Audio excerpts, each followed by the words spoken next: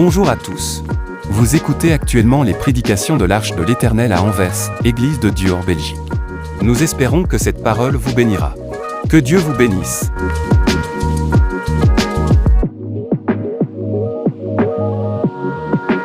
Amen. Alléluia. Merci Seigneur. Bien-aimés, soyez tous les bienvenus à ces cultes. Amen. Que le Dieu que vous servez, le Dieu en qui vous croyez, qu'il vous bénisse, qu'il vous touche, qu'il vous comble de ses bienfaits. Alléluia. De ses faveurs, et qu'il le fasse infiniment au-delà de ce que nous pouvons demander, de ce que nous pouvons espérer. Amen. Que notre Seigneur Jésus-Christ soit élevé et glorifié. Vous savez, le vendredi, nous étions ici pour, comment dirais-je, la clôture de ces semaines de prières que nous avons commencées depuis les mois de mars. Amen. Et nous bénissons le Seigneur qui nous a soutenus, qui nous a conduits, qui a entendu nos prières. Bien-aimés, croyons, parce que la foi, c'est quoi? C'est déjà de croire que Dieu va agir. Une ferme assurance des choses que l'on espère. Et Dieu a entendu nos prières. Il ne peut pas ne pas les avoir entendues. Pendant ces 4 semaines de prières, et il a entendu vos requêtes, nos requêtes, et je sais que Dieu agit, agira et agira encore et encore. Que Dieu soit glorifié. Amen. Venons à l'église, mes bien-aimés, courons dans la maison de Dieu, ouvrons nos cœurs et recevons la parole de Dieu. Est-ce que je peux vous demander de vous lever pour que nous fassions la lecture de ce matin? Un texte avec environ 14 versets et je voudrais qu'on lise du début jusqu'à la fin. Ce texte, nous y avons fait allusion au courant de la semaine. C'était lors de la prière des mercredis. Et pour cette raison, j'ai entendu la personne qui officiait revenir sur ce passage, non pas parce qu'elle aurait vu, elle aurait lu dans les pensées du pasteur, mais parce qu'on en avait parlé déjà le mercredi. 1 Samuel, chapitre 9, et nous allons lire du 1er jusqu'au verset 13. 1 Samuel, chapitre 9, du 1er verset jusqu'au verset 13. Non, excusez-moi. 2 Samuel. Qu'est-ce que je dis avec Samuel? 2 Samuel, chapitre 1er, chapitre 9, verset 1 jusqu'à la fin. Amen. Allons-y. David dit, reste-t-il encore quelqu'un de la maison de Saül pour que je lui fasse du bien à cause de Jonathan? Il y avait un serviteur de la maison de Saül nommé Siba, que l'on fit venir auprès de David. Le roi lui dit, es-tu Siba? Et il répondit, ton serviteur. Le roi dit, n'y a-t-il plus personne de la maison de Saül pour que j'use?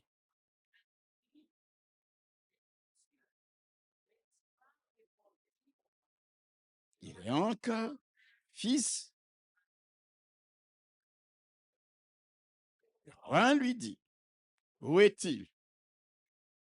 Répondit au roi, il est dans la maison de Maquir, fils d'Amiel, à Lo-debar. Le roi David l'envoya chercher dans la maison de Maquir, fils d'Amiel, à Lo-debar. Et Méphibosheth, fils de Jonathan, fils de Saül, vint auprès de David, tomba sur sa face et se prosterna. David dit, Méphibosheth. Et il répondit, voici ton serviteur. David lui dit, ne crains point, car je veux te faire du bien à cause de Jonathan, ton père. Je te rendrai toutes les terres de Saül, ton père, et tu mangeras toujours à ma table. Prosterna et dit, qu'est ton serviteur pour que tu regardes un chien mort tel que moi? Le roi, serviteur de Saül, et lui dit, je donne au fils de ton maître tout ce qui appartenait à Saül et à toute sa maison. Tu cultiveras pour lui les terres, toi, tes fils et tes serviteurs, et tu feras les récoltes afin que les fils de ton maître aient du pain à manger. Et Méphibosheth, fils de ton maître, mangera toujours à ma table. Or, Tsiba avait 15 fils et 20 serviteurs. Il dit au roi, ton serviteur fera tout ce que le roi mon seigneur ordonne à son serviteur. Et Méphibosheth mangea à la table de David comme l'un des fils du roi. Méphibosheth avait un jeune fils nommé Mika, et tous ceux qui demeuraient dans la maison de Tsiba étaient serviteurs de Méphibosheth. Méphibosheth habitait à Jérusalem, car il mangeait toujours à la table du roi. Il était boiteux des 2 pieds. Amen. Il était boiteux des 2 pieds. Le thème de ce matin, c'est le pouvoir de l'alliance. Amen. Le pouvoir de l'alliance, frères et sœurs. Avant de revenir à notre thème, rappelons d'abord ce qu'a été le thème de notre dernière des semaines, c'est-à-dire le thème de la semaine de prière du mois de juin. Qu'est-ce que je dis? Oui, mois de juin. Globalement, ça a été quoi? La triple faveur. Amen. Globalement, ça a été quoi?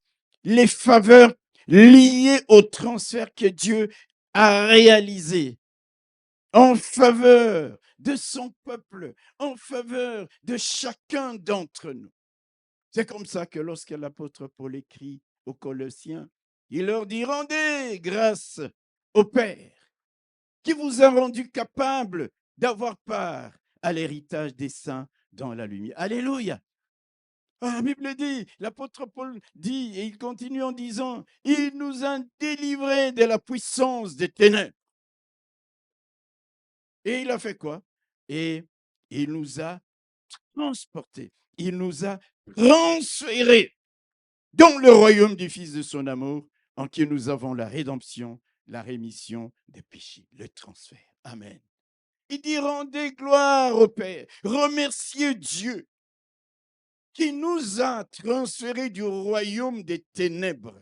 Ah, bien-aimés, Dieu nous a délivrés de la puissance de Satan. Dieu nous a délivrés de la puissance des ténèbres et nous a transférés dans le royaume du Fils de son amour. Et là, en lui, Jésus, nous avons la rédemption, nous avons la rémission des péchés. Et par ce transfert, comme nous l'avons dit, Dieu nous a rendus capables d'avoir part, notre part, de l'héritage qu'il a réservé pour ses enfants. Quelqu'un peut dire Amen. Quand tu vis tous les jours de ta vie, en tant qu'enfant de Dieu, proclame haut et fort que tu as droit, toi aussi, à l'héritage. Dieu t'a qualifié, m'a qualifié. Il nous a rendus capables d'avoir part à l'héritage des saints. Frères et sœurs, les transferts, c'est quoi? Les transferts, c'est que Dieu nous arrache des griffes d'un mauvais maître qui était le nôtre, c'est-à-dire Satan. Il nous arrache des griffes de se mettre. Il nous sort d'un milieu défavorable pour nous introduire dans son plan, dans un autre royaume, dans une autre dimension, aux multiples faveurs. Alléluia. C'est ça le transfert. Dieu t'arrache et te transfère de là où tu étais, dans un système défavorable, dans un système qui travaillait contre toi. Dieu te transfère dans le royaume du Fils de ton âme, où t'attend un héritage. C'est ce qu'on appelle le transfert. Alléluia. C'est ce que Dieu a fait lorsqu'il a sorti les enfants d'Israël de la puissante main des pharaons pour les conduire dans le pays des Canaan. C'était un transfert. Et là, Dieu leur avait d'ailleurs dit, je vous conduirai dans un pays où coule le lait et le miel, un pays où vous n'allez plus chercher la paille, les briques pour construire des pyramides ou des villes. Je vous transférerai. Et il l'a fait. Et quand l'ensemble du peuple d'Israël est arrivé dans la terre promise, nous l'avons dit dans la semaine, vous lisez les livres de Josué à partir du verset 11 et les suivants, vous allez voir comment chaque tribu avait reçu sa part d'héritage dans la terre promise. Aucune tribu n'avait à dire, nous n'avons pas reçu d'héritage. Dieu les a transférés pour que chacun puisse avoir sa part d'héritage. Alléluia. Nous avons vu, mes bien-aimés, comment Dieu a fait transférer Joseph de la prison où il croupissait depuis plusieurs années. Il l'a transféré directement dans les palais des pharaons, parce que simplement les pharaons étaient incapables, par ses devins, ses magiciens et tous ceux qui l'entouraient, à pouvoir comprendre l'essence du rêve qu'il avait eu 2 fois de suite. Alléluia. Et là, Dieu transfère Joseph de la prison. Et quand il arrive au palais, ce n'était pas juste pour interpréter les songes. La Bible nous dit que quand il a interprété les songes, Pharaon a dit à Joseph, parce que Dieu t'a fait connaître toutes ces choses, il n'y a personne qui soit aussi intelligent et aussi sage que toi. Je t'établis sur ma maison. Il y a une multiplicité de faveurs qui vont maintenant couler dans la vie de Joseph.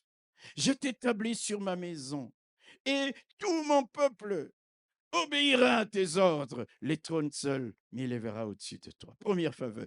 Et puis il dit encore, vois, je te donne le commandement de tous les pays d'Égypte. Et là, la Bible nous dit, Pharaon ôta son anneau de la main et le mit à la main de Joseph.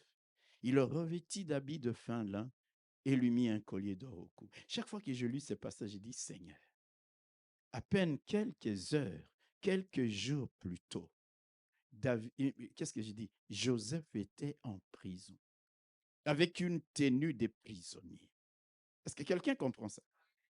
Et quand vous lisez cette histoire, on nous dit que quand il a fallu que Joseph aille au palais, on l'a rasé, c'est-à-dire même la barbe d'un prisonnier. Où est-ce que tu vas trouver quelqu'un qui te rase toujours en prison?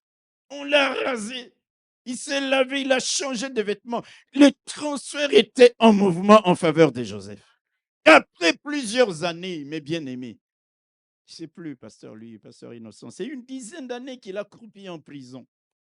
Vous vous imaginez, cet homme pouvait se révolter contre Dieu en disant, Seigneur, je n'ai rien fait de mal. 7 ans, 8 ans, 9 ans, 10 ans en prison. Mais il était patient. Alléluia. Il savait que son Dieu ne l'abandonnerait pas dans la prison. Et il y a eu ce transfert. La Bible nous dit donc que même le Pharaon enleva son anneau, son anneau de la main. Il a revêti d'habits de fin lin et lui mit un collier d'or. Il le fit monter sur le char qui suivait le sien. Il dit encore, je suis Pharaon et sans toi. Il lui donna pour femme Asnath, la fille du prêtre. Frères et sœurs, le transfert a toujours été accompagné de multiples faveurs dans la personne pour laquelle cette grâce, et cette grâce, ce n'est pas pour certains tout simplement, mais pour tous ceux. Alléluia! Que Dieu a arraché du royaume des ténèbres et a transféré dans le royaume du Fils de son amour, c'est-à-dire toi et moi. Je ne mourrai pas sans vivre la double faveur, sans vivre la triple faveur, sans vivre les multiples faveurs liées à mon transfert. Est-ce que quelqu'un peut dire Amen? 1 an, 2 ans, 5 ans peuvent passer. Mais tu dis, Seigneur, à qui irai-je? Il n'y a que toi qui as la capacité de me transférer et de me faire vivre des multiples faveurs qui sont liées à ces transferts. Alors, Seigneur, je m'établirai sur les rocs, j'attendrai ce jour parce que je sais que mon Rédempteur est fidèle, parce que je sais qu'il agira, il se lèvera lorsque les temps seront accomplis. Mon Rédempteur, alléluia! Il orchestrera certaines circonstances comme il l'a fait en faveur de Joseph. Alléluia! Et on vient lui dire, Joseph, tu es attendu au palais. Et le transfert est opéré et il devient second dans le royaume d'Égypte. C'est ce que Dieu a fait. Alléluia! Et c'est ce que Dieu a fait, comme nous le voyons dans le texte de ce jour. Lorsqu'il va faire venir Méphibosheth depuis l'Aude-Bar jusqu'à Jérusalem. Rappelons brièvement le contexte de cette histoire. Qui était Méphibosheth? Vous le savez. Peut-être que vous ne le savez pas pour certains. Essayons d'aller calmement. Méphibosheth, alléluia, c'était le fils du prince héritier Jonathan. Jonathan, qui était le fils du roi Saül. Est-ce que quelqu'un comprend ça? Donc, Saül, le roi d'Israël, avait son fils appelé Jonathan, c'est lui qui allait devenir le prince, qui était le prince héritier. Et ce prince héritier avait eu un fils du nom de Méphibosheth. Amen. Quand nous lisons notre histoire, par 2 fois, au verset 3 et au verset 13, on insiste sur les défauts physiques de ce garçon appelé Méphibosheth.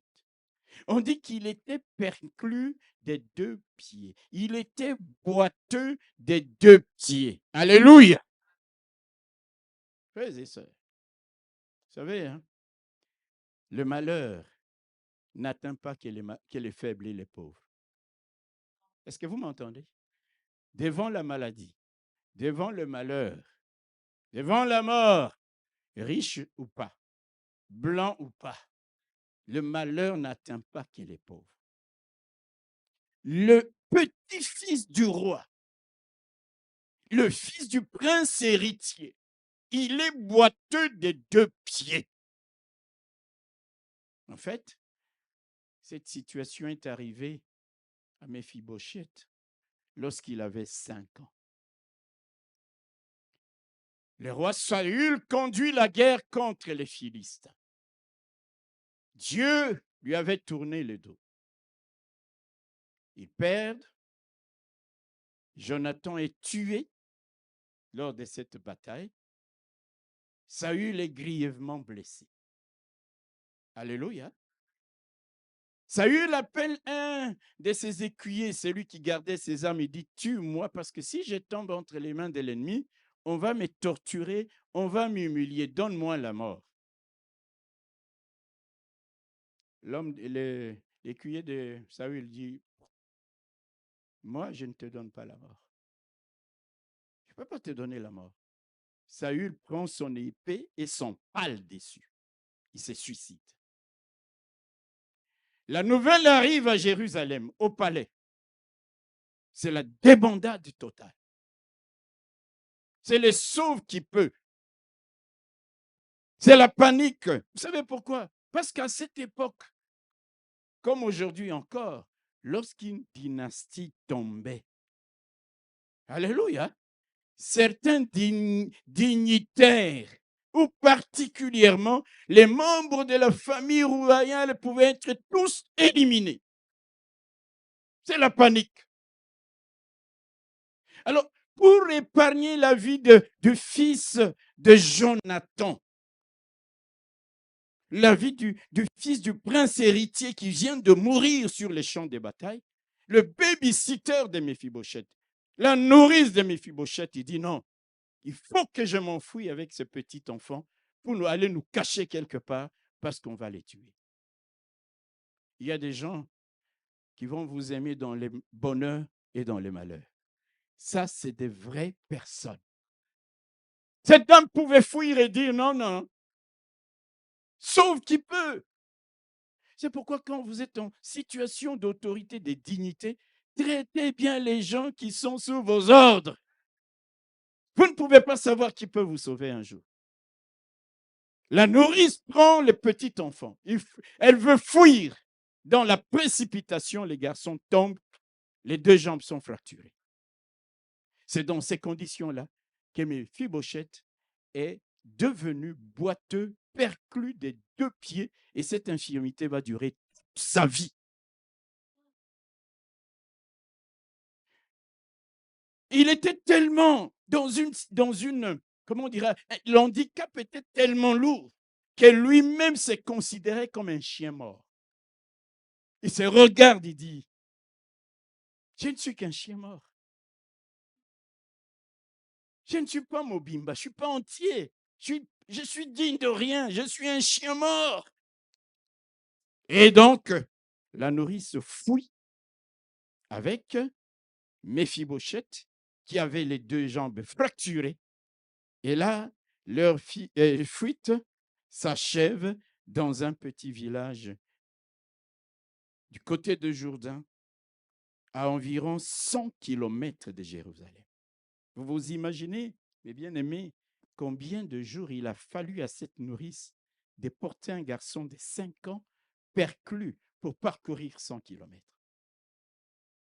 Il y a des gens qui ont un bon cœur. Il y a des gens qui ont un bon cœur. La dame pouvait aussi, à un moment donné, dire, mais au fait, pourquoi je me donne tout ce mal? Abandonner ces garçons qui n'auraient même pas pu marcher quelque part et mourir de faim. Les animaux sauvages, je pouvais les dévorer. Mais elle porte cet enfant et finalement, il trouve refuge dans la maison d'un certain maquis à Lodebar, comme je l'ai dit, où ils vont se cacher. Et l'enfant est soigné, grandi, mais il est resté boiteux. Comme une personne inutile. Lorsque David monte sur le trône d'Israël, nous allons le voir. David n'a pas oublié tous les bienfaits que Jonathan lui avait faits. Vous savez que son père est devenu jaloux lorsque les gens commençaient à chanter pour David. Lorsqu'il a tué Goliath, les femmes chantaient. Saül en a tué 6 et 10. David en a tué 1000. Vous savez, la jalousie, quand ça vous prend. Et qui venait dire à David les plans que Saül organisait pour les tuer? C'était Jonathan. Jonathan venait, il disait, il faut fuir, il faut faire ça, il faut faire ci, parce que mon père est en train absolument de chercher à te tuer. Mais voilà, Saül est mort. Mais voilà, Jonathan est mort. Saül monte sur le trône. Il n'a pas oublié. Frères et sœurs, j'insiste toujours sur l'ingratitude. L'une des choses qui nous ronge, qui ronge les gens, c'est l'ingratitude. Il y a des gens qui croient que ce que vous faites pour lui, il le mérite. Vous lui devez ça. Il y a des gens qui ne vous diront même pas merci. Parce que je parle à quelqu'un. Il y a des gens qui peuvent oublier tout le bien que tu leur as fait. Je disais l'autre jour, vous lui faites 99 fois du bien. Une fois. Il ne voit pas les 99 fois où vous lui avez fait du bien. Il ne va faire que la 100e fois où vous n'avez pas pu lui faire du bien. C'est ça l'être humain. Comme je vous disais, dans mon village, on appelle les gens comme ça des chiots, pas en bois. Tu lui fais traverser la rivière, il te fouille. Mais David n'est pas de cette nature-là. Il se souvient de tous les biens. Et je vous montrerai un autre niveau. Oh, alléluia. Est-ce que quelqu'un veut recevoir la révélation ce matin? OK. David monte sur le trône. Il n'a pas oublié l'amitié qu'il y avait autrefois entre lui et Jonathan. Même mort, David dit, même mort, même si mon ami est mort, je suis monté sur le trône, je ne peux pas ne pas faire du bien, même en mémoire, en souvenir de mon amitié avec Jonathan. Il y a des gens, hein, tu es ami avec lui. Le jour où il monte sur le trône, le jour où il a le pouvoir, il t'oublie. Est-ce que je parle à quelqu'un? Il t'oublie complètement. Vous mangiez dans le même coin là d'Anvers, je ne sais où là. Matongué à Bruxelles là. Château Rouge à Paris là. Le jour où lui, il devient ministre, le jour où lui, il a le pouvoir, il t'oublie complètement. Il commence même à te voir, à éviter de te fréquenter. Frères et sœurs, la véritable amitié, c'est l'amitié qui dure. Dans les malheurs, dans la souffrance. C'est-à-dire, quand tu es élevé, tu tires aussi ceux qui étaient avec toi. C'est ça la véritable amitié. Nous sommes là dans amitié, amitié, amitié. On ne sait même pas. Vous savez, l'amitié, mais écoutez-moi, je vais faire un crochet par là. Mieux vaut la blessure d'un ami que la flatterie d'un ennemi. Le vrai ami te dit la vérité. Ça va te faire mal. Mais ça vaut mieux que tu sois blessé par un ennemi que tu sois flatté par un ennemi. Le corbeau et le renard, mettre corbeau sur un arbre. Mais il avait un autre objectif. C'est pourquoi on dit, méfiez-vous. Mieux vaut la franchise du piment que l'hypocrisie du sucre. Le piment, quand tu le prends, ça pique. Et puis c'est fini. Mais l'hypocrisie du sucre, c'est bon, tu manges. C'est bon, tu manges. Mais le sucre est en train de te détruire de l'intérieur. Et tu veux. Il se transforme en graisse et là, et tout le reste. C'est pourquoi, quand tu as un ami, même s'il est comme le piment, attache-toi à lui. Parce que mieux vaut la franchise du piment que l'hypocrisie du sucre. Mieux vaut la blessure d'un vrai ami que la flatterie d'un ennemi. Parce qu'il a un plan pour te nuire après tout ça. C'est ça la véritable amitié. Alléluia. David arrive sur le trône.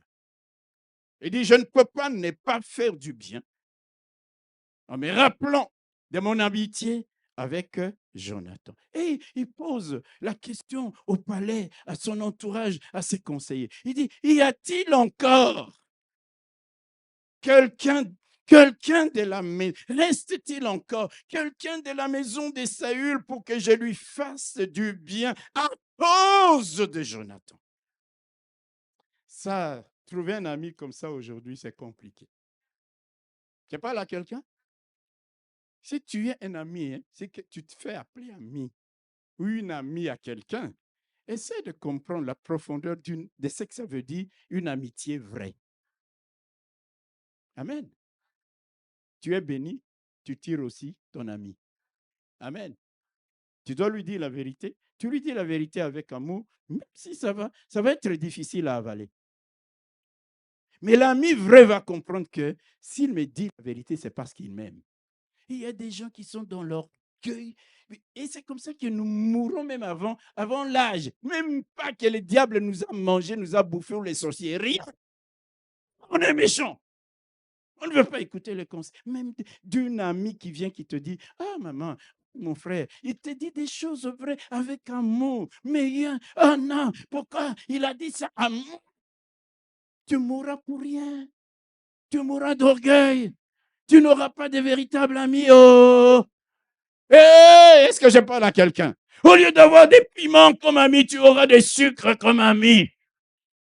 Il vient te susurrer des paroles bien mielleuses là, et tu t'engraisses, et puis tu meurs un jour comme ça, crise cardiaque, AVC, cholestérol, est super élevé.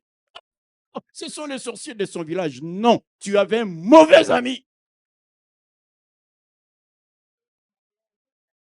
Et là, laissez-moi parler aux gens qui mettent trop de sucre aussi dans leur café ou dans leur thé. C'est pas bon. Parce qu'il faut parler de toutes ces choses-là. Est-ce que nous pouvons dire Amen? Il y a certaines personnes, son café ou son thé, c'est comme du miel. Il a mis 8 cubes de sucre. Vous savez combien de kilocalories, des calories vous avez avalé?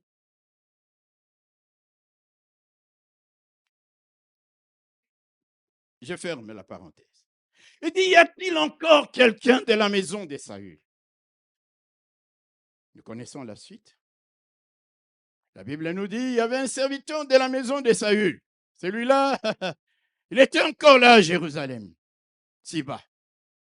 Et le roi, il dit, faites-moi venir ce Tsiba-là. Tsiba arrive. David lui regarde et lui, Tsiba, c'est toi? Il dit, oui, papa, c'est moi. C'est bien moi.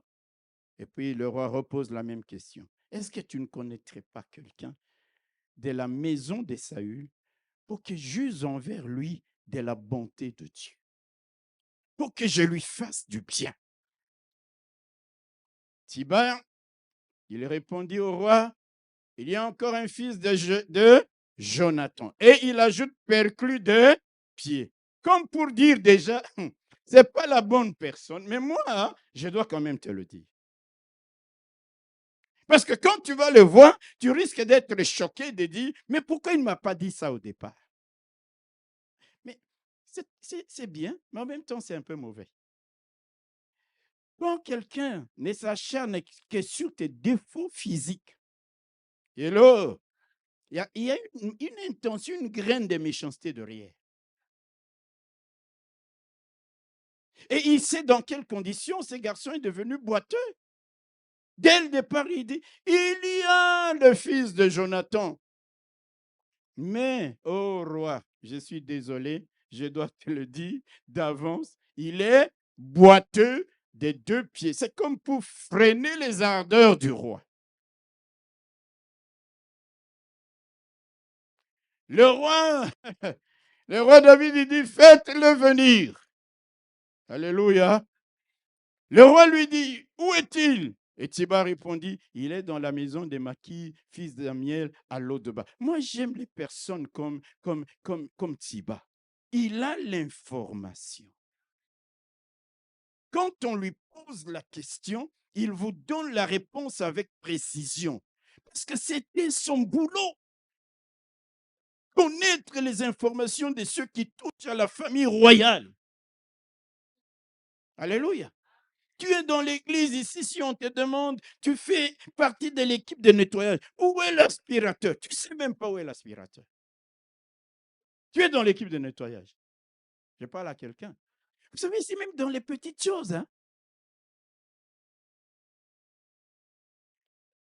Tu fais la comptabilité, le pasteur te dit, nous avons combien? Pasteur, je ne sais pas. Eh, comment ça, tu ne sais pas? Hello, frères et sœurs, quand vous allez dans les entreprises publiques ici, hein, ils ont ce qu'on appelle des experts précision. Quand le ministre entre, il dit, donne-moi les chiffres du taux de croissance de ce mois. Il tape sur son ordinateur, il donne avec précision. Ça, c'est quelqu'un qui est concentré dans son boulot. Alléluia. Il dit, il y a encore Méphibosheth, fils de Jonathan. Il n'est pas ici à Jérusalem, il est dans un village à l'autre bas, dans la maison d'un certain Makir.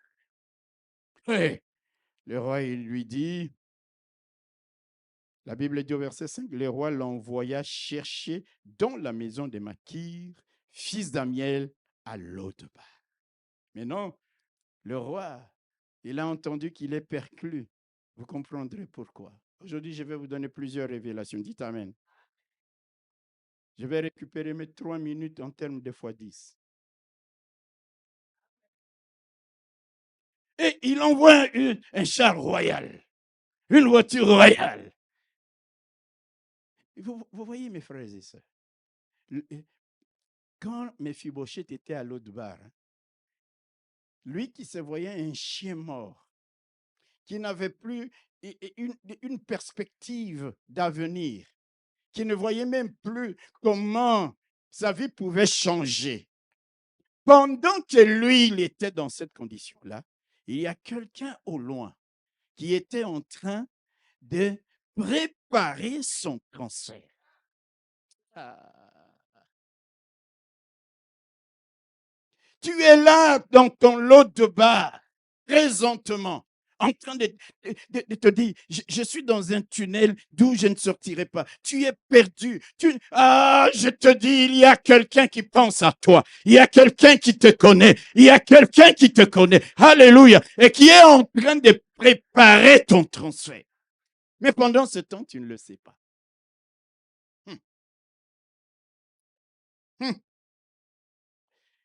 Et Mephibosheth ne savait pas qu'il se préparait un transfert en sa faveur, un transfert qui allait changer sa destinée. Alléluia. David dit, faites-le venir. Il y a un char, il y a une voiture royale. On voit pour la première fois une voiture royale dans un village. Je m'imagine toujours le maire du village qui se dit, mais le roi ne peut envoyer qu'un char. L'autorité de ces villages, l'autorité de ces... C'est moi. S'il y a un char qui vient de Jérusalem, c'est bien moi. Il sort devant sa maison. Ça, c'est moi qui imagine. Et puis, il voit les chars qui passent. Il dit, mais où est-ce que ça va encore? Les chars arrivent là où était qui? Mephibosheth. On lui dit, transfert. Prends le peu de faits que tu as. D'ailleurs, dans des moments comme ça sert à quoi de prendre?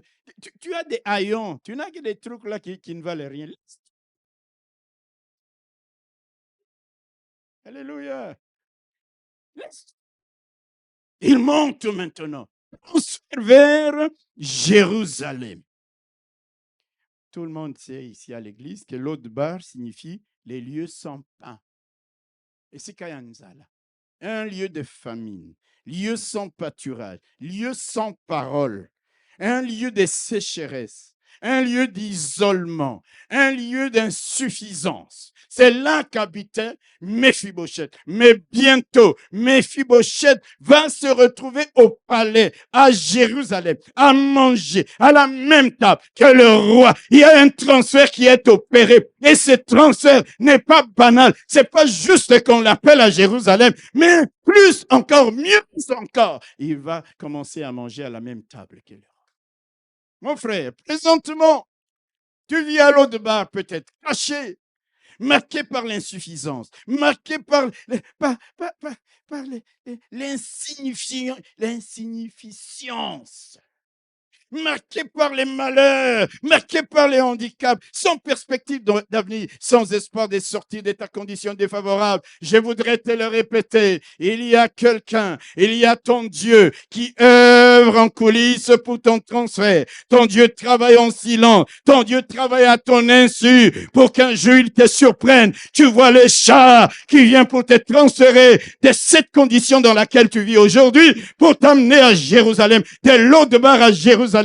C'est Dieu-là, même si aujourd'hui, il y a la faim, il y a la nudité, il y a le péril, il y a l'épée, je m'attache à lui parce que je sais qu'il ne peut pas m'oublier. Je sais qu'il ne peut pas m'oublier. Le jour de mon transfert, une condition meilleure, une condition élevée viendra. Je m'attends à lui. Je continue à le servir. Je continue à l'appeler. Je continue à le louer. Je continue à l'adorer. L'ennemi vient, il me dit, mais regarde, tu es perclus. Regarde ton indignité. Personne ne peut t'aimer. Personne ne peut s'attacher à toi. Mais moi, je dis, il y a quelqu'un qui m'aime. Même si je suis boiteux, même si je suis oublié, même si je suis caché, il y a mon Dieu qui m'aime. Il y a mon Dieu qui m'aime. Et pourquoi il m'aime? Parce que je vais revenir à ça. Il y a les transferts. Et là, Jérusalem, Une fois transféré, voici la liste des faveurs qui vont constituer l'héritage de Méphibosheth. David lui dit, ne crains point. Pourquoi? Il commence par là. Parce que Méphibosheth était au courant de l'histoire de son grand-père. Il savait que son grand-père avait à plusieurs reprises essayé de tuer celui qui est devenu roi. Il connaissait l'histoire. Quand il se retrouve devant David, il dit, Bilia Kinga Bikoki, c'est Bilia qui sait que j'ai mangé, c'est fini. J'ai traduit littéralement. C'est-à-dire aujourd'hui, ma vie s'arrête. Et le roi le regarde et dit, Alléluia, Alléluia. La Bible nous dit, David lui dit, ne crains point. Quand vous lisez la parole de Dieu, il y a 365 fois, ne crains point ou n'ayez pas peur et tout et tout. La personne qui a parlé le plus de ça, c'est Dieu. C'est Jésus. Ici, David est l'image de Dieu. Il lui dit d'abord, ne crains point. Ce n'est pas pour te tuer que j'ai opéré ces transferts pour toi. Il dit, mais réfléchis. Si j'avais voulu te tuer, j'aurais envoyé quelques militaires simplement chez Maki, là. Terminé. Mais je t'ai envoyé une carrosse royale. Ne crains point. Moi, je veux quoi? Je veux te faire du bien à cause de Jonathan, ton père. Regardez maintenant les faveurs qui sont liées au transfert de Méphibosheth. Il dit premièrement, au verset 7, qu'est-ce qu'il dit? Je te rendrai toutes les terres de Saül, ton père, et tu mangeras toujours à ma table. Là, qu'est-ce qu'il y a? Alléluia. Donc il dit, je te rendrai. Je vais d'abord lire ça et commenter. Je te rendrai toutes les terres de Saül, ton père. Amen. Vous savez, dans la Bible, père, grand-père, on fusionne toujours. Je vous ai toujours dit ça. Je te rendrai toutes les terres de Saül, ton père. Tu mangeras toujours à ma table. Amen. Au verset 9, il dit, et toi, Tsiba, viens ici, viens ici. Je donne au fils de ton mari, je donne à Méphibosheth tout ce qui appartenait à Saül et à toute sa maison. Mais toi, Tsiba, tu vas cultiver pour lui les terres. Toi, tes fils et tes serviteurs. Tu feras les récoltes afin que le fils de ton maître ait du pain à manger. Et pourtant, Méphibosheth, fils de ton maître, même alors que vous allez travailler, même alors que vous allez récolter, même alors que vous allez produire pour lui, lui, il continuera à manger à ma table. Il dit, ton serviteur fera tout ça. Et puis, frères et sœurs, bon, j'aimerais de vous lire ça à la maison. Quand il arrive à Jérusalem, amen, il a un merveilleux héritage qui l'attend. Premièrement, il y a changement de lieu géographique. C'est-à-dire changement de tuteur. Lo-debar, Jérusalem. À Lo-debar, Méphibosheth avait pour tuteur un certain Makir. Mais maintenant à Jérusalem, les tuteurs de Méphibosheth, ce ne sera plus Makir, un homme ordinaire, ça va être David, le roi d'Israël. Ah, quelqu'un peut acclamer le Seigneur. Alléluia. C'est ce qu'on appelle changement de maître. Il y a une autre faveur, c'est le changement des statuts. À Lo-debar, Méphibosheth n'avait rien, pratiquement rien. Mais lorsqu'il arrive à Jérusalem, les voilà maintenant à la tête d'une entreprise d'au moins 35 ouvriers. Parce que quand il est arrivé là-bas, David a dit, Tsiba, tu as 15 fils et tu as 20 travailleurs ouvriers. Ce beau monde-là, au moins 35 personnes, vous allez vous mettre maintenant à travailler, à produire, à récolter. Pour qui? Pour Méphibosheth. Du jour au lendemain, il devient chef d'entreprise. Frères et sœurs, est-ce que ce Dieu-là n'est pas digne de nos acclamations? Aïe, aïe, aïe, aïe, aïe. Et puis il lui dit, on va réparer une injustice. Tous les biens qui appartenaient à Saül, qui avaient été confisqués. Lorsqu'il est mort, tous ces biens-là, on va les restituer à Méphibosheth. C'est ce qu'on appelle la restauration, la restitution. Est-ce que quelqu'un peut dire Amen?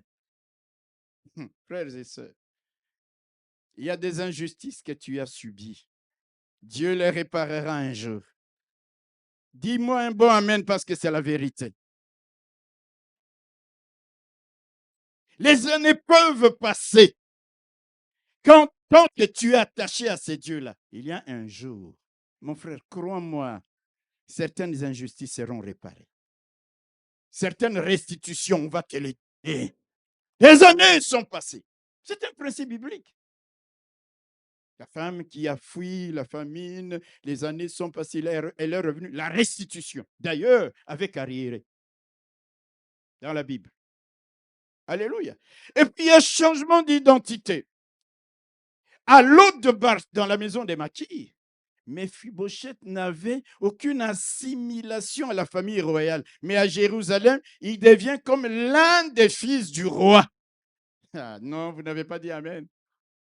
Il dit, il mangera à ma table comme l'un des fils du roi. Ça dit, mais non, il est assimilé au fils de David en personne. Mais là, je ne sais pas à l'eau de bas. Est-ce que Méphibosheth mangeait à table, Bandeko? Il y a un moment, je me pose cette question. Est-ce qu'il mangeait même à table, perclus des deux pieds? Mais lorsqu'il est transféré, peut-être qu'il mangeait à terre. Il va maintenant se mettre à table. Il y a une élévation. Est-ce que je parle à quelqu'un? Il y a une glorification. On le met à table avec les grands. On le met à table avec les fils du roi. Il y a une position d'élévation. Les marginalisés est réintégré à la dignité. La dignité est recouvrée. Alléluia. Il y a élévation. Il y a élévation. Le rejeté est accepté. L'oublié est honoré. Voilà pour Méphibosheth les multiples faveurs liées à son transfert des lots de bas à Jérusalem. Mon frère, ma soeur, il te sera fait selon ta foi. Je crois, moi, je crois que Dieu me transférera toujours de gloire en gloire. Alléluia.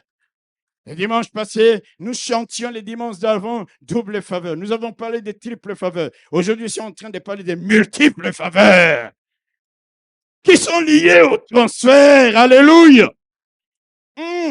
Tant que tu vis, il y a de l'espérance. L'espoir de vivre ton transfert des lots de bas à Jérusalem. L'espoir de bénéficier de multiples faveurs de la part de Dieu. Au verset 3, David a dit, n'y a-t-il plus personne de la maison de Saül pour qu'il juge envers lui de la bonté de Dieu. Amen.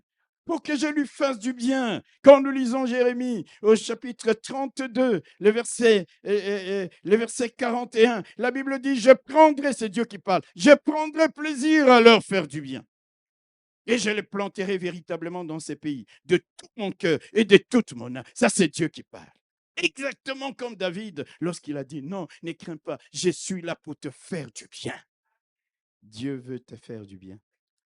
Ton Dieu, ce n'est pas comme le maître de l'autre côté. Lui, il veut te faire du bien. Alléluia. Il veut te faire du bien. Dieu travaille à nous faire du bien. Non à cause de nos mérites. Écoutez-moi bien. Ça ne veut pas dire que nous ne devons pas faire des choses excellentes, bonnes. Mais aucune, si tu fais ça en te disant, c'est ça qui va te qualifier, non, ce n'est pas ça qui va te qualifier. C'est la grâce de Dieu qui nous qualifie. Les jours viennent où Dieu te surprendra.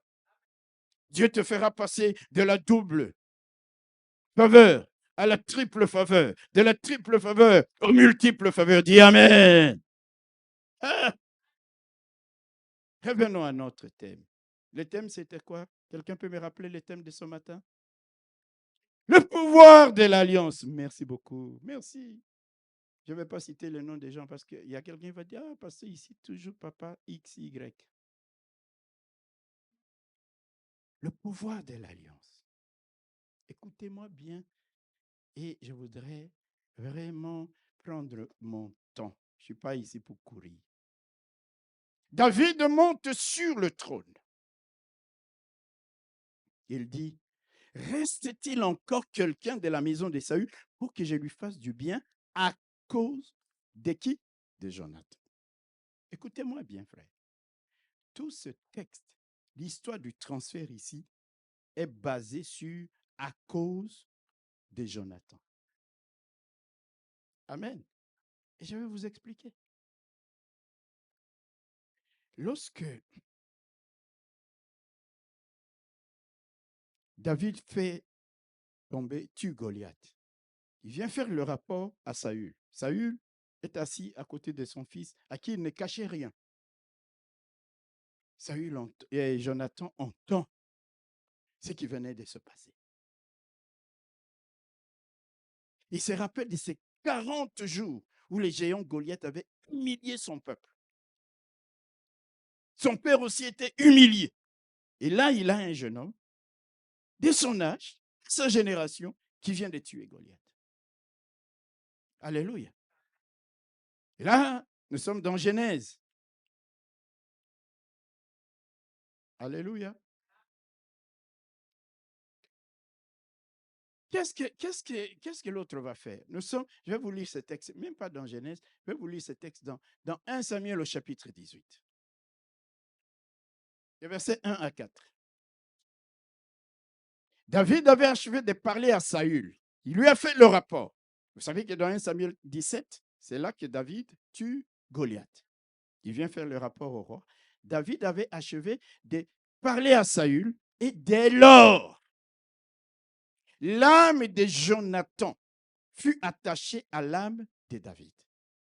Jonathan entend ce récit. Un jeune homme de sa génération. Et la Bible nous dit, Jonathan l'aima comme son âme. Ce même jour, alors que David voulait rentrer à Bethléem, son village natal, la Bible nous dit le roi ne le laissa pas retourner chez son père. Il dit, petit, reste ici. Et ce jour-là, verset 3, Jonathan fit alliance avec David parce qu'il l'aimait comme son âme. Jonathan fit quoi? Alliance. Et quand on fait une alliance, on scelle l'alliance.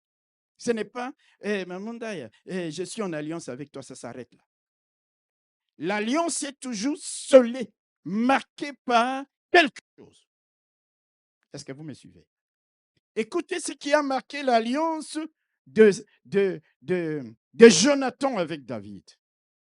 La Bible dit que Jonathan, au verset 4, Jonathan ôta le manteau qu'il portait pour le donner à David. Il lui donna ses vêtements, même son épée, son arc, sa ceinture. Alléluia. Frères et sœurs, donnez-moi un peu le temps. Je vous explique ces choses. Regardez, c'est un prince, Jonathan. Sa tenue, ses vêtements, son armement, tout est princier. Et là, il entend le récit. Son âme s'attache. Il dit, je dois entrer en alliance avec David. Et qu'est-ce qu'il fait? Il va prendre tout ce qui est à lui, tout ce qui le caractérise en tant que prince. Il le donne. En fait, il est en train de transférer le pouvoir, les titres, la royauté, les honneurs à David. Est-ce que je parle à quelqu'un? Il est en train de faire un acte prophétique. C'est comme s'il savait que même si je suis prince héritier, je vais mourir, je ne régnerai pas. Je te transfère déjà prophétiquement. Ah! Quelqu'un n'a pas saisi ce que je dis. Alléluia. Là, c'était des années avant qu'il ne meure sur les champs de bataille. Il prend tout. Prophétiquement, il était en train de dire, C'est à toi la royauté. C'est à toi l'honneur. C'est à toi la puissance. Moi, je peux rester même sans rien de tout ça. Je me dépouille. Ah non, quand il y a une véritable amitié, hein, un acte prophétique. Le manteau, quand vous voyez, les manteaux, c'est quoi? C'est le symbole de l'honneur et de la position. Lorsque Dieu appelle Élie, il lui dit, écoute, Élie, tu vas partir. Il faut que maintenant, tu puisses transférer l'onction à Élisée. Qu'est-ce que la Bible nous dit? Élisée était là dans son champ. C'était un agriculteur, un entrepreneur. Il était en train de... Tout d'un coup, il voit Élie qui vient, qui prend son manteau, qui lui met le manteau. Il comprend directement ce que ça voulait dire. Frères et sœurs, il lui donne le manteau, symbole de l'honneur et de la position. Il lui donne son épée, symbole de la force et de la protection. Il lui donne son arc, la capacité à combattre. Il lui donne sa ceinture qui lui permet de se préparer au combat. Est-ce que je parle à quelqu'un? Et d'aller dans le service. Chaque chose qu'il lui a donné avait un sens. C'est comme si Jonathan, comme je disais, savait qu'il allait mourir. Lui, le prince héritier, qu'il allait mourir même avant, mais que David régnerait parce que Dieu l'avait choisi. Alléluia. Il renonce prophétiquement à ses prétentions du royaume au profit de David.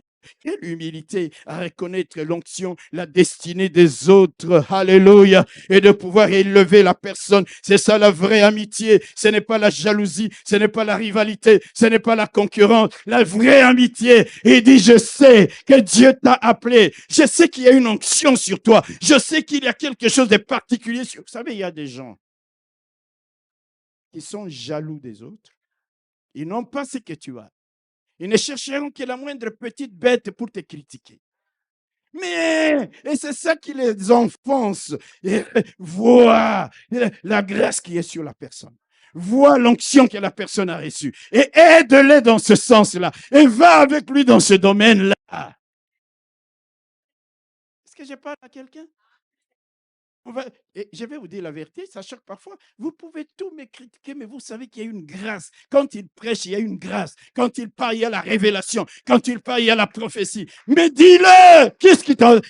Ah, mais tu vas chercher la petite bête. Ah, il a mis une cravate rouge, c'était pas beau. Ah, il s'est fâché. Ah, tu comprends rien. Tu es en train de t'enfoncer toi-même. Il faut que je vous dise des choses. Il lui donne ces choses-là. Dites Amen. Oh! Un acte prophétique. L'acte posé par Jonathan était une manière de sceller une alliance profonde, une alliance solide, une alliance intemporelle. C'est-à-dire les temps peuvent passer. Moi, je peux mourir. Mon père peut mourir. C'est une alliance intemporelle. Je marque ça. Je scelle l'alliance avec quelque chose de valeur. Une alliance basée sur la fidélité, la conscience, l'engagement, au-delà du temps, au-delà des générations. Alléluia. C'est comme ça que lorsque David arrive sur le trône, il se souvient de cette alliance. Alléluia. Il dit non. Y a-t-il, je n'aurai la paix que lorsque j'aurai fait du bien à quelqu'un de la maison de Saül à cause de l'alliance. De l'alliance solide intemporelle. Si la force, si le pouvoir d'une alliance a poussé David à chercher Méphibosheth et à les transférer à Jérusalem avec toutes les faveurs associées à ces transferts, à combien plus forte raison, Dieu ne va-t-il pas opérer le même genre de transfert à ton égard, toi qui es entré en alliance avec lui par le sang de son Fils Jésus-Christ. Oh, et tu es entré en alliance. Est-ce que quelqu'un comprend ça? Dieu ne va pas forcément te bénir à cause de toi. Dieu regarde l'alliance dans laquelle tu es rentré. Avec qui? Avec son Fils Jésus-Christ. Regardez mes bien-aimés. Alléluia. Lorsque nous faisons la Sainte Seine, n'est-ce pas? Hein? Il y a des gens qui ne comprennent pas. C'est le pouvoir de l'alliance. Quand nous faisons la Sainte Seine, Matthieu 26, on dit, pendant qu'il mangeait, Jésus prit du pain et après avoir rendu grâce, il les rompit et les donna aux disciples en disant, prenez, mangez, ceci est mon corps. Il prit ensuite une coupe et après avoir rendu grâce, il la leur donna en disant, buvez-en tous, car ceci est mon sang. Le sang de quoi? De l'alliance qui est répandue pour plusieurs, pour la rémission de péché. Notre alliance n'a pas été scellée par une épée. Notre alliance n'a pas été scellée par un manteau. Notre alliance n'a pas été scellée par une ceinture. Notre alliance a été scellée par le sang de l'agneau sans tache, le sang du Fils de Dieu, le sang pur, le sang innocent. Est-ce que je parle à quelqu'un?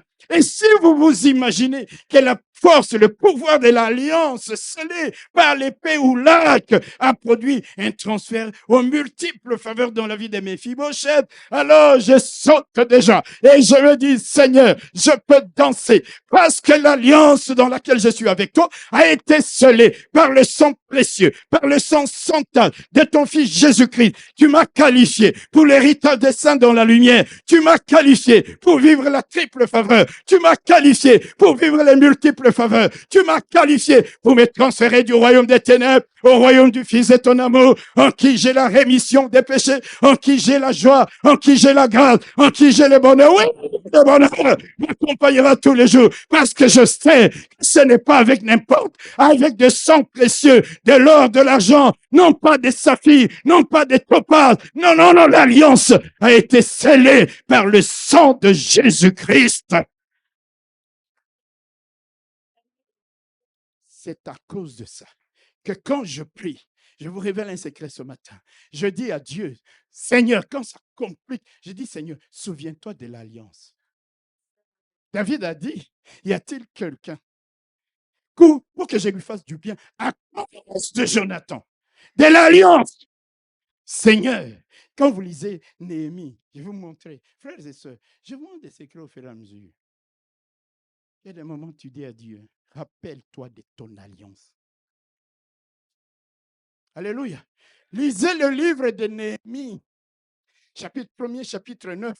Vous allez voir, quand il va rebâtir les murailles de Jérusalem, la tâche pareille, immense, insurmontable, impossible. Il commence à prier, il dit, Seigneur, toi qui n'oublie pas l'alliance que tu as et contractée avec ton peuple. Quand je prie, je dis, Seigneur, tu crois que c'est à cause de mes mérites? Parce que moi, je parle comme si je le voyais.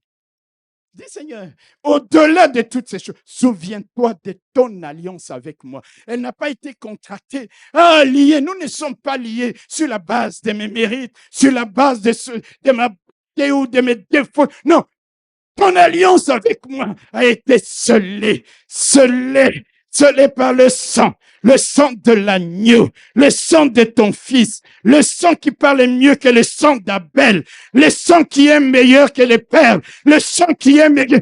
Est-ce que je parle à quelqu'un? Et il dit, Seigneur, souviens-toi de cette alliance. Alléluia.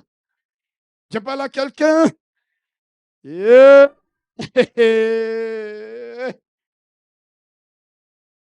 Lorsque David a enclenché la clause du pouvoir de l'alliance, de l'alliance faite avec Jonathan, l'infimité de Méphibosheth ne comptait plus. La clause du pouvoir de l'alliance, même quand Siba lui dit, mais ce garçon est perclus de 2 pieds, il est boiteux de 2 pieds. Il dit, mais il ne comprend pas le pouvoir de l'alliance. Le pouvoir de l'alliance que j'ai contracté avec son père. Je ne regarde même plus à son infirmité. Alléluia. Il dit à l'autre, il est à l'autre de bas. Le roi connaît la géographie de son pays. Il dit, mais là, il est à environ 100 kilomètres. Mais le pouvoir de l'alliance. En ce moment-là, il n'y avait pas d'avion. En ce moment-là, il n'y avait pas de TGV. Vous savez, il n'y a même pas le TGV. J'ai rentré dernièrement de Londres. On arrive, on sort du tunnel après Lille. Et puis, on s'arrête en pleine campagne. Et puis on nous dit, écoutez, nous sommes désolés, il y a des animaux sur les rails. Ah ben, les animaux ils sont sur les rails, ils passent, non? On restait là pendant 30 minutes, 40 minutes. J'ai dit, mais ces animaux sont venus faire les kinzondi sur les rails. Pourquoi 40 minutes, on était là à attendre? Je parle à quelqu'un. Parce que quand on fait les kinzondi, là, les gens qui font ça, c'est des spécialistes. Ils n'expédient pas, hein? Ils traînent. Mais là, il n'y avait même pas de rails, il n'y avait rien. 100 kilomètres, mais le pouvoir de l'alliance. Est-ce que quelqu'un comprend ça? Le pouvoir de l'alliance fait que la distance ne compte plus. On lui dit qu'il est perclus des pieds. Le roi, d'une manière générale, c'est pas n'importe qui va à la table du roi. Le roi David n'est plus gêné par l'infirmité. Il n'est plus gêné. Il n'est plus gêné par l'infirmité de Méphibosheth. Il dit le pouvoir de l'alliance va au-delà de ces choses que vous voyez. Il va manger à ma table. Il va manger dans la même salle que moi. Pas dans une salle annexe. Pas dans une salle à côté, mais à la même table que moi. Parce qu'il y a un pouvoir qui me motive à agir ainsi. C'est l'alliance. L'alliance que j'ai contractée avec son père. Jonathan, est-ce que quelqu'un peut acclamer la parole du Seigneur? Il y a une alliance. Je vais vous dire une chose. Quand Méphibosheth s'asseyait sur la table, amen, est-ce qu'on voyait ses pieds? Quand tu es assis à la table du roi, on ne voit plus tes infirmités. Est-ce que je parle à quelqu'un? Les infirmités sont couvertes par la nappe du Seigneur. Et on ne voit plus cela parce que le maître lui-même ne voit plus cela. Comment voulez-vous me dire n'aime pas ce Dieu-là? Mon frère, tu peux même dire, moi, je dis, je resterai auprès de ce Dieu-là. Parce qu'il couvre même ma nudité. Il couvre mon infirmité. Il couvre mes faiblesses. Il m'accepte à sa table. Il me prend. Il n'a pas honte de moi. Il n'a pas honte de moi. Il me fait asseoir à table avec les grands. Alléluia. Le pouvoir de l'alliance. Par ce pouvoir, David a fait passer Méphibosheth de la misère à la grâce, de l'isolement à la communion, de la perte à la restitution, de la honte à l'honneur, de semblable à rien à quelqu'un qui est comme un fils de roi. Ça, c'est le pouvoir de l'alliance. Il n'y a aucune religion au monde où il y a ce genre d'alliance. Aucune. Il n'y a aucun Dieu que l'on puisse vous dire qui est contracté avec toi et moi, une alliance avec le sang de son propre fils. Vous allez comprendre quelque chose que je vais vous révéler ce matin. Alléluia. Alléluia.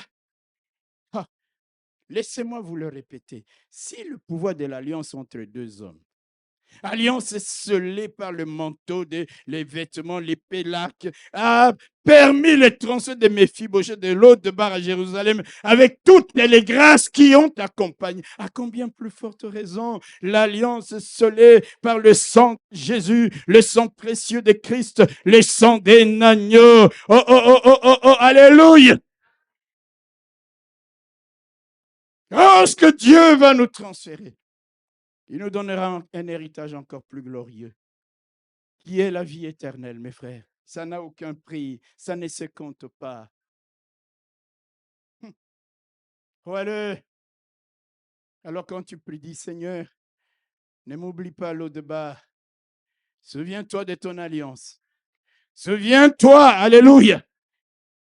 C'est comme ça que, comme je vous ai dit, Néhémie priait. Il disait, oh Dieu grand, puissant et redoutable, toi qui gardes ton alliance et qui exerces la miséricorde. Éternel Dieu des cieux, Dieu grand et redoutable, toi qui gardes ton alliance et qui fais miséricorde. Écoute la prière que je t'adresse en ce jour. Il fait allusion à l'alliance. Et quand Dieu entend ça, amen, il te cherche, il te trouve, il te transfère, il te positionne. Hein, Florent, il m'a positionné. Tu chantes ça sans avoir bien compris. Aujourd'hui, reçois la révélation, ma fille. Alléluia. Dieu te cherche. Amen. Et il te trouve. Et il te transfère. Mais pas dans une maison annexe. Il te positionne à table. Tu manges à table avec le roi. Et pendant ce temps, il y a 35 personnes qui travaillent pour toi. C'est ce que la Bible dit. Hein. Il en donne autant à ses enfants pendant qu'ils dorment. Ah, tu arriveras à ce niveau-là. Je te donne une parole prophétique. Le pouvoir de l'alliance opérera en ta faveur.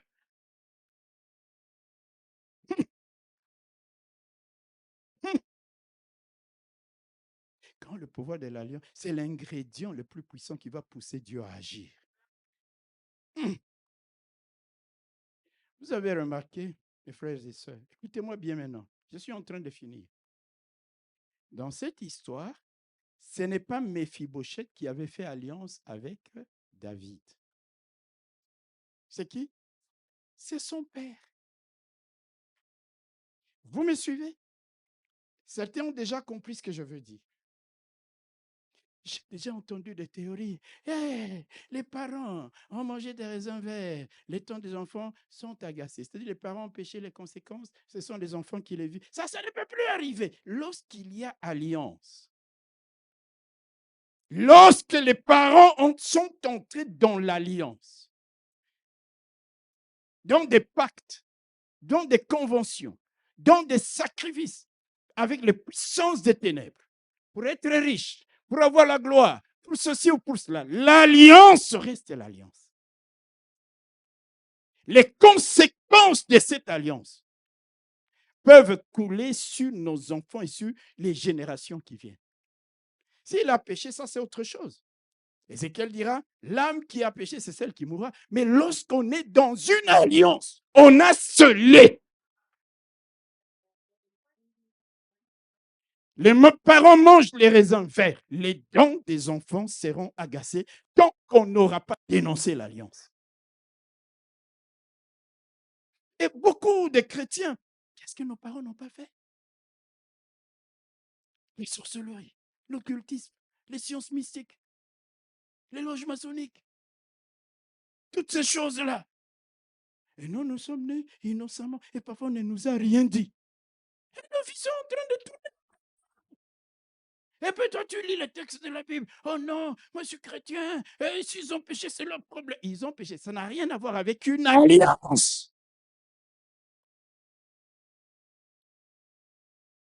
Ou parfois, certains parents, pour la gloire, pour les honneurs, pour les positions sociales, pour devenir ministre ou je ne sais pas, président de la République, ont même dit, même sur nos enfants qui viendront, on les a sacrifiés anticipativement.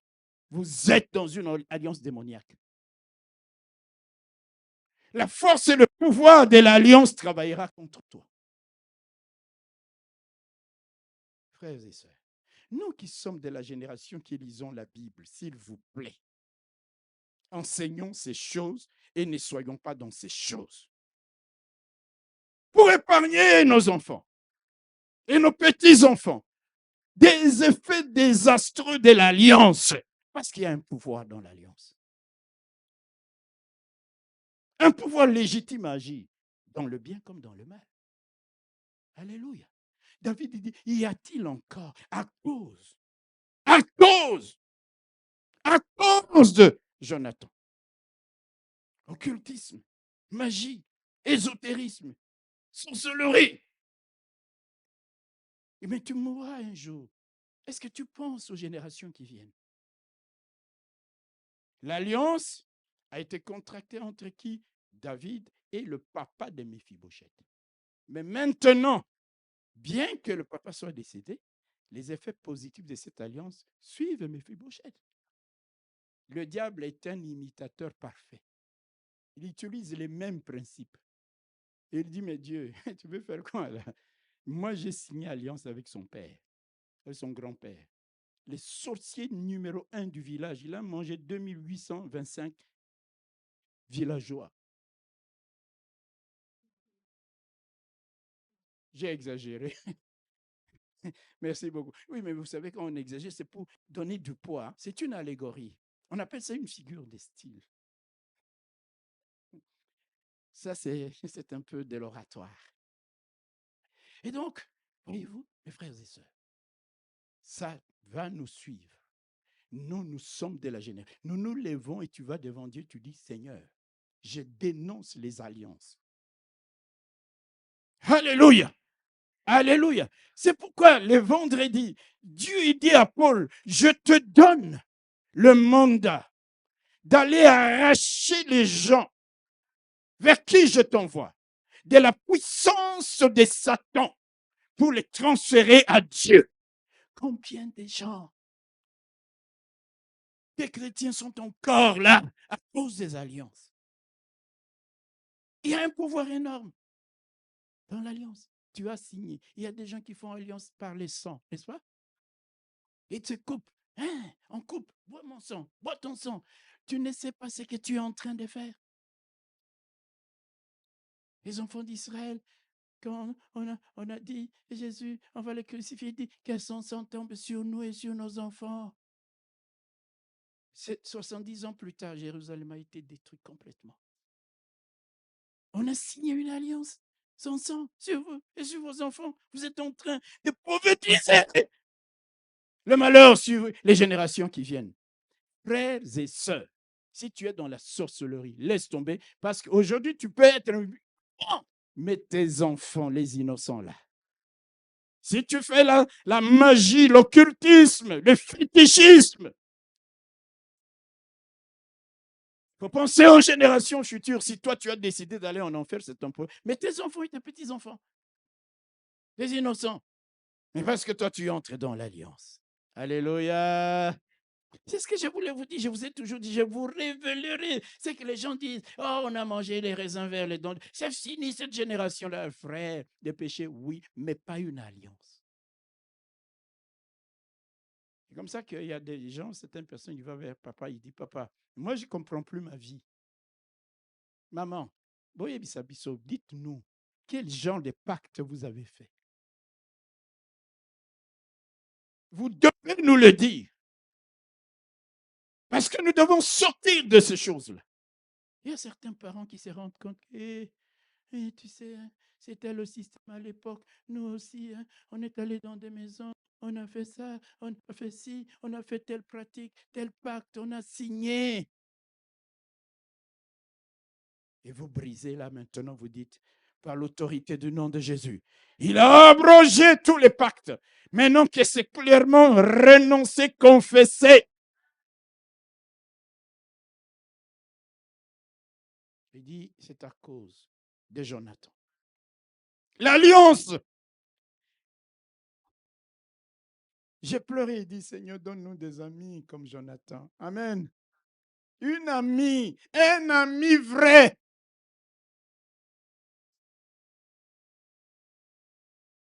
Il dit, c'est comme s'il savait, moi je mourrai avant de régner.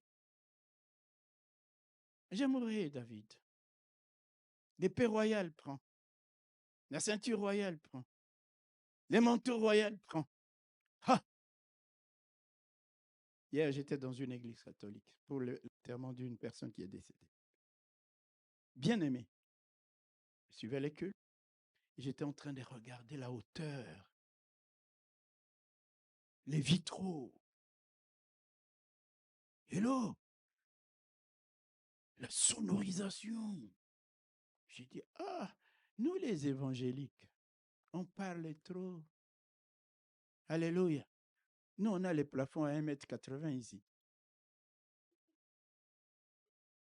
On est là, on a chaud, terriblement chaud. Mais parce que l'espace, ça étouffe, vrai ou faux? On est là, alléluia, Saint-Esprit, blablabla. Hier, j'étais ici en train d'enseigner aux enfants le Saint-Esprit, c'est qui? Parce que s'il y a une personne de la divinité que les gens ne connaissent pas, c'est le Saint-Esprit. Il y a des gens qui croient que le Saint-Esprit est une puissance, est une force, est et le vent, le Saint-Esprit. Nous avons besoin de la révélation. Le Saint-Esprit n'est pas le vent. Ah non, je n'entre pas dans le détail. Bon, et j'étais en train de regarder. Waouh! Vous savez que si c'est arrivé là, Moi, quand je vais dans les grandes villes, hein, l'une des premières choses que je visite, ce sont les cathédrales et les mosquées. Quelqu'un va être choqué, mais sois choqué, frère. Parce que les pentecôtistes, ils vous diront, non, tu passerais est entré dans une mosquée. Je suis allé à Jérusalem, le premier jour, je suis allé à la mosquée. Et quelle beauté. Vous croyez que tout ça, c'est qui fait ça? Ce sont les fidèles. Amen. Et quand nous on dit une chose ici, on va d'ailleurs nous rétorquer. Déjà, il n'y a pas encore les pavements. Est-ce que tu sais ce qu'on est en train de faire? Tu murmures, tu pêches pour rien. C'est pas ça, lui. Il faut dire à tes fidèles, papa. Respire un peu. Alléluia. Je vous dis des choses, frères et sœurs, il faut un peu d'humour quand je prêche. Je vous ai toujours dit, méfiez-vous des gens qui sont trop saints à l'église. Oh, à l'église, on ne peut pas rire, on ne peut pas blaguer un peu, frère. On va aller tous en enfer, c'est ton problème.